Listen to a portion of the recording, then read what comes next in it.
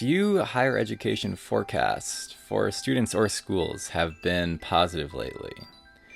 On the one hand, tuition and fees have risen sharply in the past 30 years. Total student debt reached officially $1.5 trillion in the third quarter of 2019. Colleges and universities, meanwhile, are facing drops in enrollment that are expected to last through this decade, if not further. But a new report out from the College Board paints a different picture. For graduates, college still pays off financially and is correlated with increased health benefits, civic engagement, and more.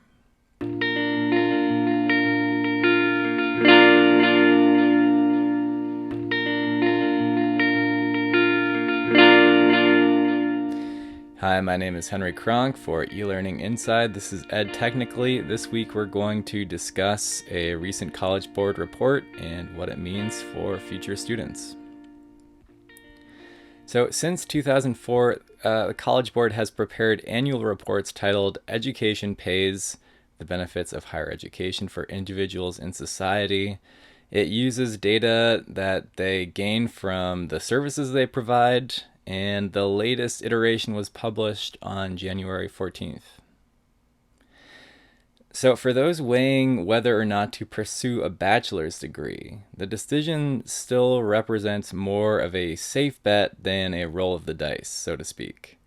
On average, those who attained only a bachelor's degree and were working full-time earned $24,900 more than others who had attained a high school degree.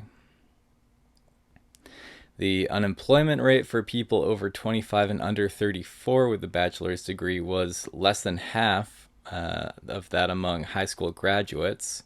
For the former, it was 5.7% unemployment, and the latter is 2.2%. On average, 18-year-olds who enter college and graduate within 4 years have, by the age of 33, recouped the earnings they would have lost if they chose not to work for that period while in college. College degrees are also related to other benefits. 69% of college grads between 25 and 34 say they exercise quote-unquote vigorously at least once a week, and that is the case with 49% of high school graduates. College graduates over 25 also volunteered at much higher rates than high school graduates, 42% versus 19%.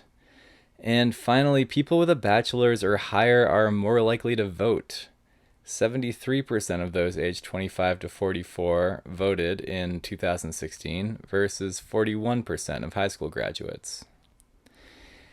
As co-author and senior policy research scientist at College Board, Jennifer Ma said in a statement, quote, "Although obtaining a college degree can mean foregone wages during a time when a student is also paying for tuition, by age 33 the average bachelor's degree recipient will have recouped these costs.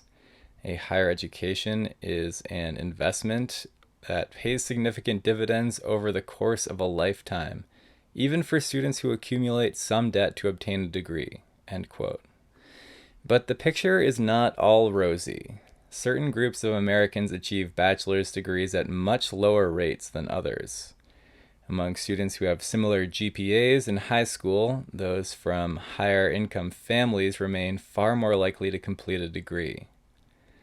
The rate at which women high school grads enter college has exceeded that of men since 1989 at least. The gender gap increased to 7% between 2008 and 2018. But the starkest differences lie in a student's race. Black and Hispanic women aged 25 to 29 earned bachelor's degrees at a rate of 17% and 11%, respectively, in 1998. 20 years later, those rates rose to 25% and 22%, respectively. 34% of white women, meanwhile, aged 25 to 29, had earned a bachelor's degree in 1998, and by 2018, nearly half, 47%, had done so. The rates are worse for men. 13% and 10% of Black and Hispanic males, respectively, aged 25 to 29, had earned bachelor's degrees in 1998. By 2018, the figures stood at 20% and 17%.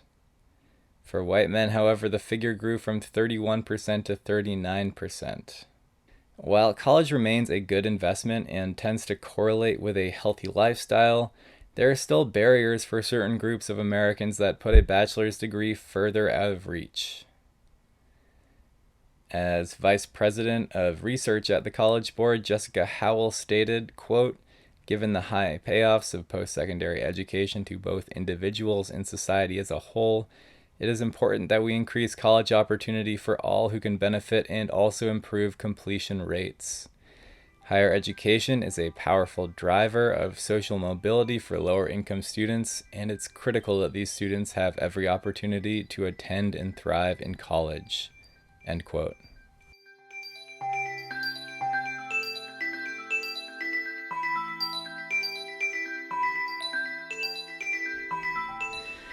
This has been Ed Technically. My name is Henry Kronk. I'm the editor at eLearning Inside. If you liked this episode, please rate and review. If you'd like to hear more, please subscribe. Also keep in mind this show is available as a video on our YouTube channel and also as a podcast on Stitcher, iTunes, Spotify, and Google Play. The basic content for this video first appeared as an article on eLearning Inside. If you'd like to learn more about online courses, technology in the classroom, and EdTech in general, please check out our site. In the description to this episode, you can also find a link to the College Board study. If you'd like to get in touch with me, please send an email to henry@elearninginside.com. You can also follow us on Twitter, @eLearninginside. Thanks for listening.